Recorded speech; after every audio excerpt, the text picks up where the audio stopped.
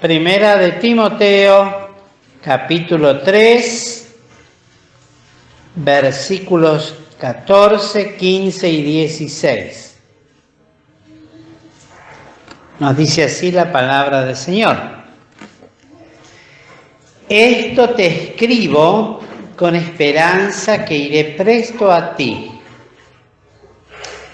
Y si no fuere tan presto, para que sepas cómo te conviene conversar en la casa de Dios, que es la iglesia del Dios vivo, columna y apoyo de la verdad, y sin contradicción. Grande es el misterio de la piedad. Dios ha sido manifestado en carne, ha sido justificado con el Espíritu, ha sido visto de los ángeles, ha sido predicado a los gentiles, ha sido creído en el mundo, ha sido recibido en gloria. Bendita palabra de Dios, hasta aquí que hemos leído. El apóstol Pablo le dice a Timoteo, a ese joven siervo de Dios, al cual amaba y lo consideraba un verdadero hijo en la fe, el hecho de que tenía mucha esperanza, el deseo de poder verle, y como dice San Juan en su tercera epístola, ya no escribir por tinta, sino poder hablar cara a cara con él, transmitirle seguramente desde el punto de vista experimental de un siervo de Dios anciano a un siervo de Dios joven, sabiduría espiritual, experiencias y el modo, ya en forma directa, de cómo convenía, como hijo de Dios, el conversar. Conversar quiere decir andar, moverse, tratarse, relacionarse, vivir cotidianamente, y cómo hacerlo esto entre los hijos de Dios. Esperaba verlo, presto. Esto quiere decir rápido, urgente.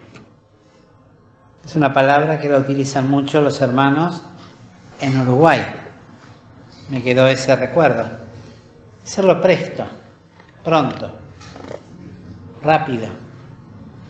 Pero, como Pablo tenía el serio problema de las persecuciones que tenía, y que no era tan fácil en aquel entonces el poder movilizarse de un lado a otro. Bueno, por lo menos, y bien lo había dicho nuestro hermano Enrique, deja escrito algo que no solamente habría de servir personalmente para este siervo de Dios, porque estas son cartas personales, no son cartas hechas para la iglesia, son cartas personales, pero que después el Espíritu permitió que quedaran registradas para la enseñanza también de todos los demás. Y ahora le dice, y si pasara esta situación de que yo no puedo estar inmediatamente junto a ti para poder hablar estas cosas, para que sepas, como siervo de Dios, como instrumento escogido, cómo debes moverte en la casa de Dios, que tiene el privilegio de ser aquella hermandad rescatada, redimida por precio, a todos aquellos que han sido llamados de las tinieblas, a aquellos que han sido escogidos para poder formar la iglesia del Dios vivo, el cuerpo de Jesucristo. Pero a la vez tiene una función tan importante de ser columna. La columna es fundamental para toda edificación. Y una columna nos habla de firmeza, de fortaleza, de apoyo, de seguridad. Y cuanto más si esto lo llevamos al índole espiritual. ¿Cómo se necesita en este tiempo tales cosas que nacen desde lo personal, que nacen desde la conducta personal, las convicciones claras, firmes, conocimiento de la palabra, tal vez aunque no sea tan profundo, pero lo poco que voy conociendo va quedando en mi corazón y lo voy apreciando como palabra de Dios, como verdad inmutable. Decíamos entonces, una columna nos habla de confianza también. Aquella confianza porque son para seguridad, para sostén, para fortaleza, que uno lo puede comparar desde lo personal, desde lo más íntimo, podríamos decir, a lo que significa para afuera. Cuando uno tiene problemas de columna, ¿cuántos problemas nos trae? Muchos problemas. Y dolores, y ya no tenemos la fortaleza que tendríamos que tener, porque cuando no está bien la columna, falla el resto del cuerpo. Acá hay hermanos que son mucho más entendidos que yo en la, como se dice, en la estructura, en la ¿cómo es? En la anatomía. Pero llevémoslo esto a lo espiritual también. Así, porque Pablo lo compara muchas veces, y en una escritura especialmente, el organismo humano con los dones y el lugar que cada uno ocupa en el cuerpo. No hace mención de la columna, pero también por analogía se puede tomar claramente la importancia de que esa columna esté sana, esté fuerte, porque en ella justamente debe apoyarse la verdad. Así dice, ¿no? La iglesia del Dios vivo, que es columna y apoyo de la verdad. Por supuesto, es el cuerpo de Cristo, pero es un cuerpo que debe estar sano, que debe estar bien cuidado, protegido, porque mal podría apoyarse la verdad en un cuerpo que tiene la columna mal, que no está preparada para soportarla, o que se ha desviado, o que ya no tiene la fortaleza que tiene que tener. Y luego nos habla de esa verdad, la verdad inmutable de los siglos. ¿Qué es Cristo? Porque toda la descripción que hace aquí en este versículo 16 nos habla de la persona bendita del Señor Jesucristo. Él es la verdad inmutable de los siglos y en el cual no hay contradicción, ninguna contradicción. Grande es el misterio de la piedad. Es grande. Creo que cuando uno empieza a analizar un poquito en detalle la grandeza de nuestro Señor, en todos los órdenes, en todos los órdenes. Nuestra hermana decía en la oración, porque toda la tierra está llena de su misericordia. Toda la grandeza es de Cristo, en todos los aspectos. Esta mañana se analizaba este misterio de la piedad en orden teológico. La oración de Cristo, su ruego y lo que tuvo que sobrellevar hasta llegar a la cruz. La capacidad única, sin igual, de poder sobrellevar sobre sí el pecado de toda una humanidad. De toda una humanidad. Y deshacerla, tomando contacto todos esos pecados con su sangre, preciosa, bendita y santa.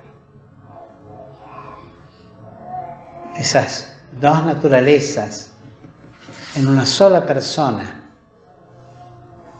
que en el momento de su entrega en la cruz del Calvario se separa y exclama entonces, Dios mío, ¿por qué me has desamparado? Estas verdades teológicas fueron y llegaron a nosotros no porque estuvieran en todos los escritos, sino por hombres de Dios a los cuales les fue revelado también estas cosas. Porque nosotros desde el púlpito hoy repetimos, porque lo hemos leído, lo hemos escuchado, a otros hermanos les fue revelado en estudio y en oración y en consagración de sus vidas, para que quedaran como doctrinas bíblicas, claras, fundamentales, el hecho de la cruz. Dios ha sido manifestado en carne. A Dios nadie le vio jamás. El unigénito Hijo, que está en el seno del Padre, Él le declaró. Pero aquí nos dice que Dios fue manifestado en carne. El brazo de su potencia se desnudó y se dejó ver. Y fue visto en la persona de Cristo. El que me ha visto a mí, decía Cristo, ha visto al Padre. Y los discípulos vieron a Cristo y le conocieron. Los incrédulos, como alguna vez, hace poquito todavía, creo que lo meditaba nuestro hermano, creo que era, no sé, bueno, alguno de los dos Herrera, ya se me confunde, de Tomás, me parece que fue Alfredo cuando habló de los apóstoles. Señor, muéstranos al Padre y nos basta. Tomás, Felipe, perdón. Tanto tiempo ha que estoy entre vosotros y todavía no me conoces. El que me ha visto a mí, ha visto al Padre. Qué notable, ¿no? Dios se mostró, no hay contradicción. Se manifestó en carne. Por lo cual podemos decir, por la gracia de Dios, que un día Dios se hizo ver a través de la persona bendita de su Hijo unigénito. Es bíblico, no lo estoy inventando, ¿eh? Acá lo dice. Se ha manifestado en carne. Y luego los discípulos escribían, y lo que hemos visto y lo que hemos tocado, tocante al verbo de vida, eso os anunciamos. Ellos lo vieron, lo tocaron, dieron testimonio de la verdad de Cristo y de la verdad del Padre revelada en Cristo Jesús. Cristo reveló al Padre en su persona, en su ser, y porque es Dios. Verdadero hombre y verdadero Dios. Y para que nos quede bien claro a todos, y esto es parte también de la doctrina, porque en las distintas clases se habló de todo esto, pero para que nos quede bien en claro a todos, cuando Cristo da su vida, nadie se la quitó, en la cruz del Calvario, se separa el Verbo eterno de Jesucristo, el Hijo de Dios, nacido de María, virgen. Una persona con dos naturalezas, en la cruz del Calvario cuando muere, es porque Dios lo desampara, lo tiene que dejar. El Verbo no puede tener contacto con el pecado. Eso lo digo por si a alguno no le quedó claro del todo. No puede tener contacto con el pecado. Y el Hijo tiene que dejar. La segunda persona de la Santísima Trinidad tiene que dejar al niño nacido en Belén, a Jesús, a Jesucristo, al ungido. Y es el hombre, Jesucristo, solo el hombre, el que carga con el pecado de todos nosotros. Por eso es grande Jesús. Por eso es grande. No es porque no lo sea en cuanto a su divinidad, que luego cuando dice, en tus manos encomiendo mi espíritu, se vuelven a unir. Todo esto lo repito y aclaro bien, porque así lo aprendí. Yo no lo recibí como revelación. Esos fueron hermanos mayores en la fe, especialmente nuestro hermano don Armando Di Pardo. Lo tengo que decir porque hay que siempre decir la fuente de estos pensamientos, ¿eh? No vayan a pensar que el pastor, no. Yo repito lo que he recibido, pero es la verdad, y bendita verdad que el Señor nos concedió. Esto no se escucha en todos lados. No hay quienes hablen de estas dos naturalezas en una sola persona. Y de esta realidad que Jesús, el Hijo de Dios, mostró en su persona, la realidad del Dios del cielo. Y ese era el temor tan grande que tenía, el pasar esa copa. Que pase de mí. No era, y esto para que quede claro, miedo a los soldados romanos. Ustedes recordarán que horas antes nada más, con solamente decir yo soy, todos los soldados cayeron desmayados a sus pies. No tenía temor de eso. Su temor que nosotros difícilmente comprendamos por lo reducido y pequeño de nuestro natural entendimiento. Es esta realidad de la separación de lo que él nunca había experimentado. Cuando Cristo nació junto con el Verbo de Dios, que vino a habitar, se anonadó en el seno de María Virgen. Y esa separación nunca la había experimentado. Esa es la exclamación, Dios mío, Dios mío. Es el hombre exclamando a su Dios,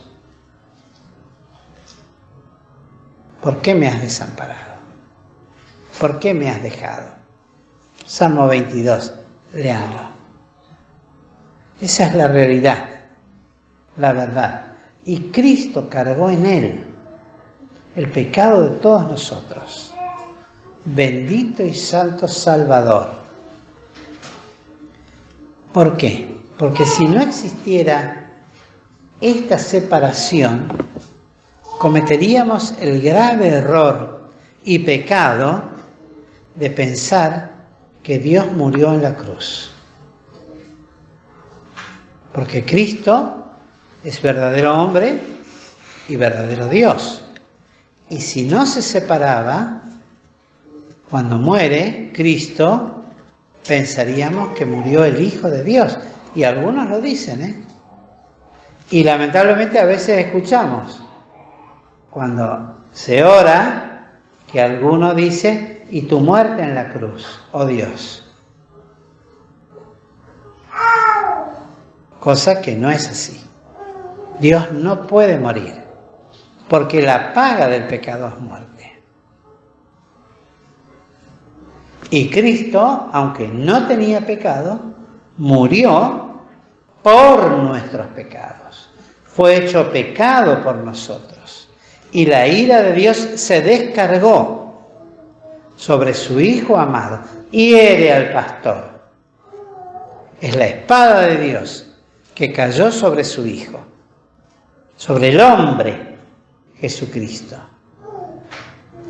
y ejecutó sobre él la justa ira de Dios. Y él pagó por nosotros. Por supuesto, también sabemos que no había derecho legal alguno de la ley, ni de la muerte, para retenerlo. Por eso no lo puede retener, porque no había pecado en él. Misterios, misterios profundos, pero verdades inquebrantables, verdades eternas, que son el apoyo, que tienen que ser, la iglesia tiene que ser apoyo de estas cosas. Pues si nosotros no la predicamos, si nosotros no la enseñamos, lo que aprendimos, pues ¿quién lo enseñará?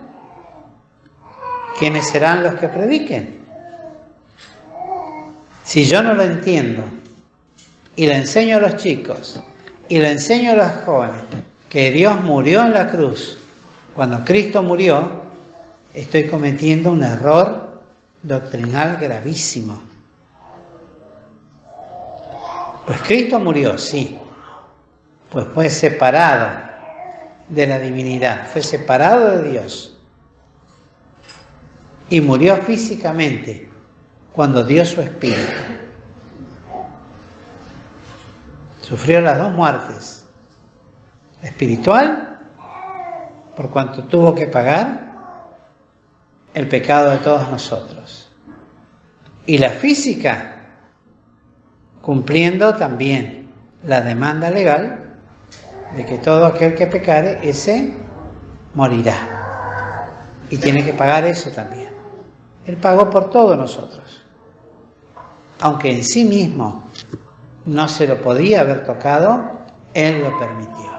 Eso lo hablábamos esta mañana, cuando decíamos que en la Escritura misma, Él dice, bueno, he aquí la hora de las tinieblas. He aquí vuestra hora, le decía a ese conjunto de oficiales que venían a buscarlo. Pero qué bendito momento también, queridos. ¿Por qué? Porque todo esto, acá lo dice, no hay contradicción en esto tampoco.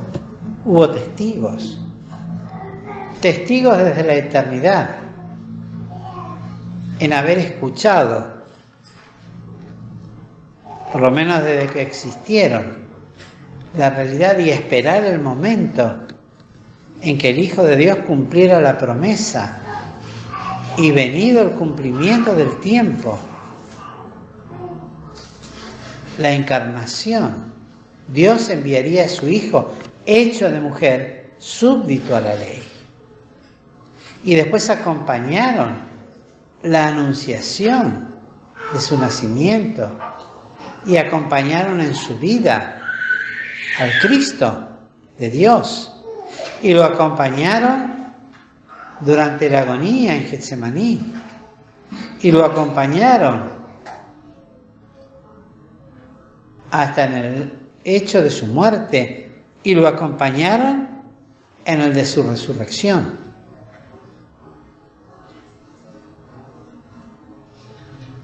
Ha sido visto de los ángeles. Si la iglesia es espectáculo para el mundo, ¿cuánto más lo ha de hacer el autor y consumador de la iglesia? Perdón, espectáculo para los ángeles, quiero decir. Y aún al mundo. ¿Cuánto más los ángeles desean ver la obra de Cristo y lo que le sucedió a Cristo? Estaban atentos. Un mundo de misterio, escondido pero mirando, observando, detalle por detalle, lo que en la cruz sucedía, lo que en la vida de Cristo sucedió.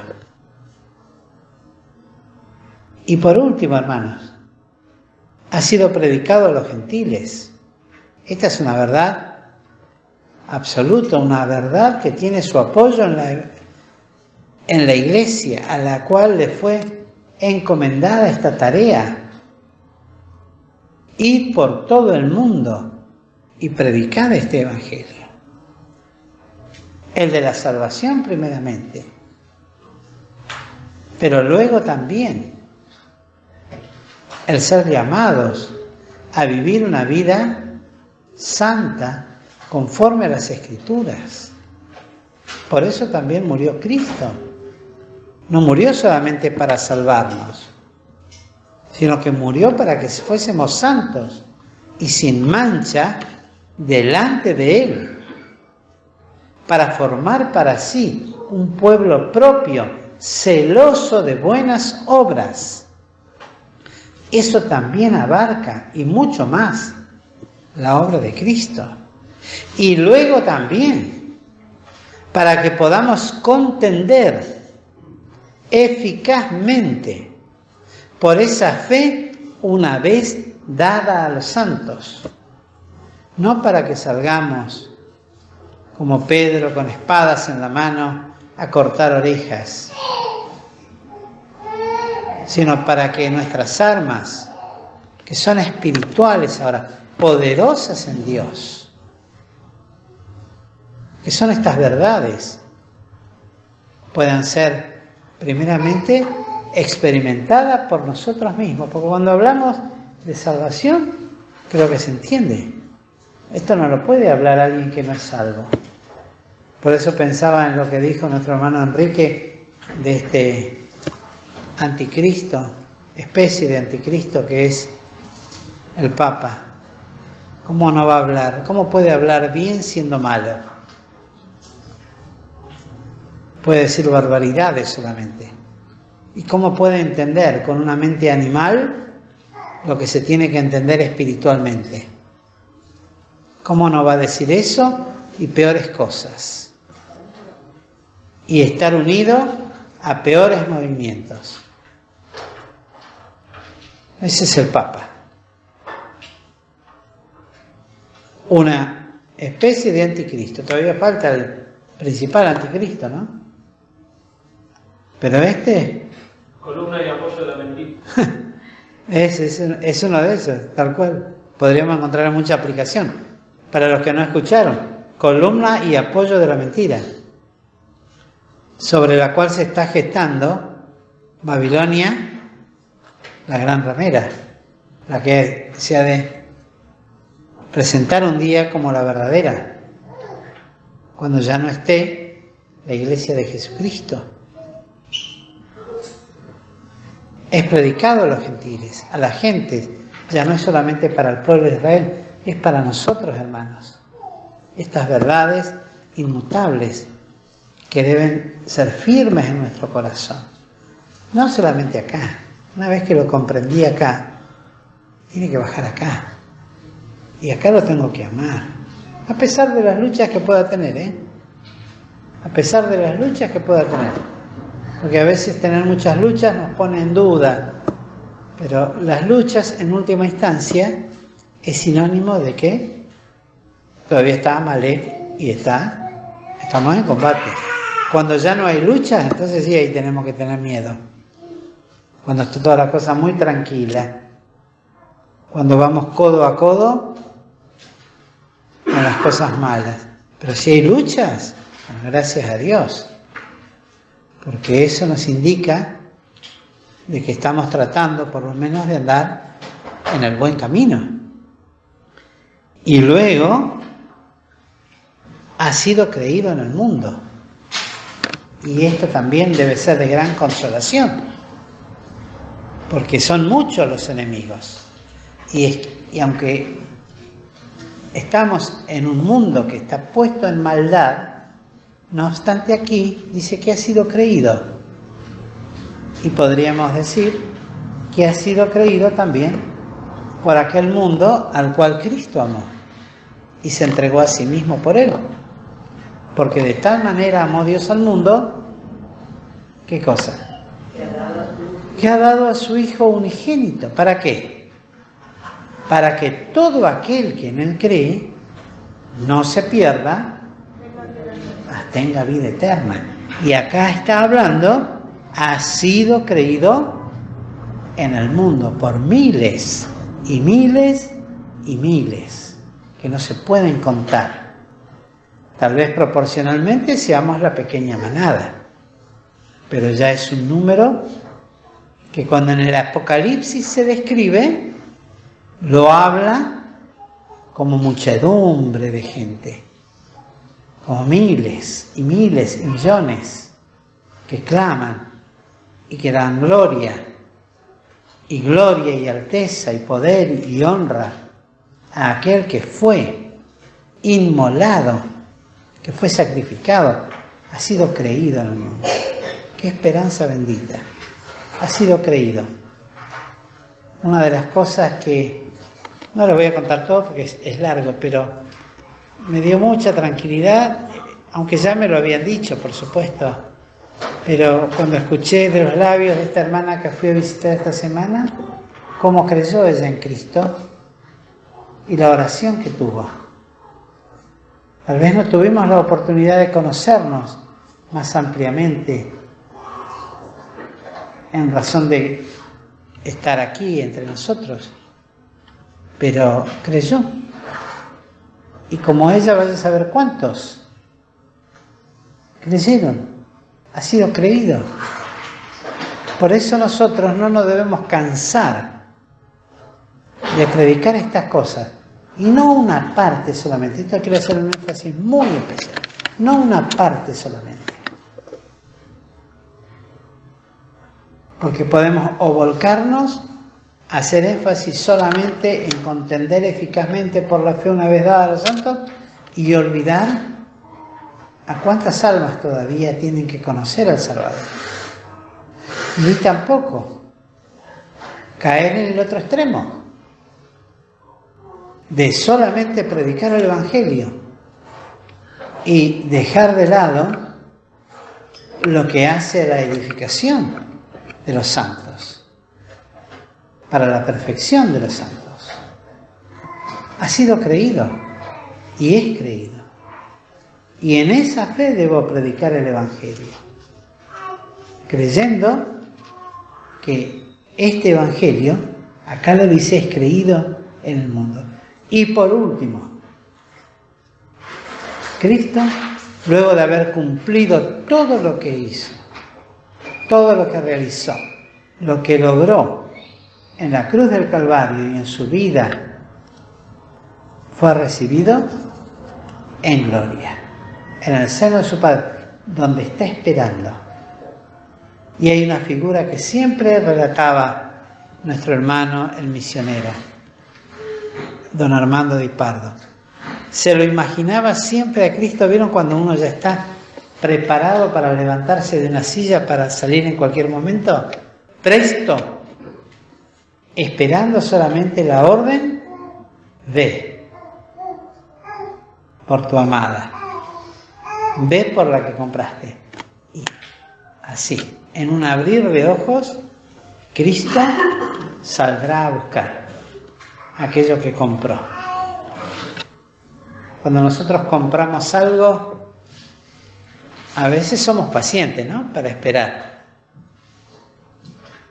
a que llegue.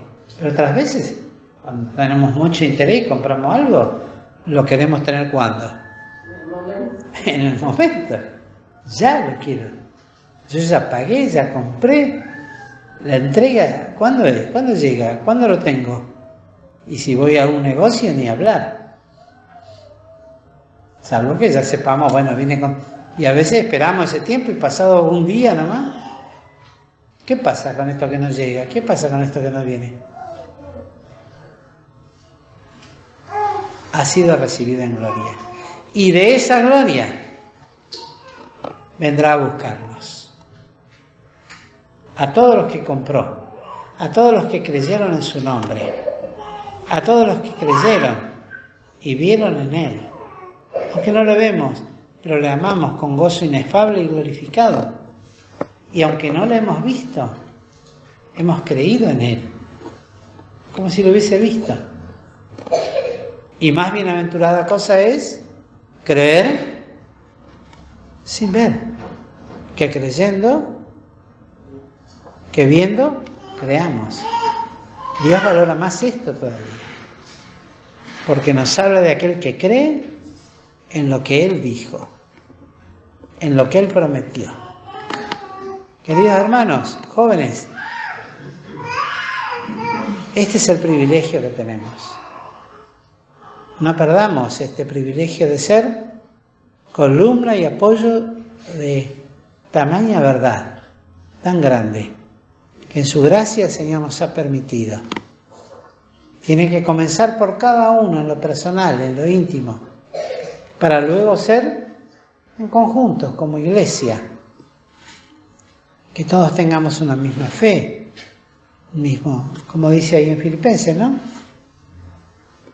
La misma fe, el mismo Dios, el mismo Espíritu, el mismo bautismo. Uno, solo en Cristo. Que el Señor nos bendiga y nos ayude a perseverar en este camino de fe, esperando el cumplimiento de estas cosas que ya pronto vendrán, antes de lo que nos imaginamos. Que el Señor pues nos bendiga rica y grandemente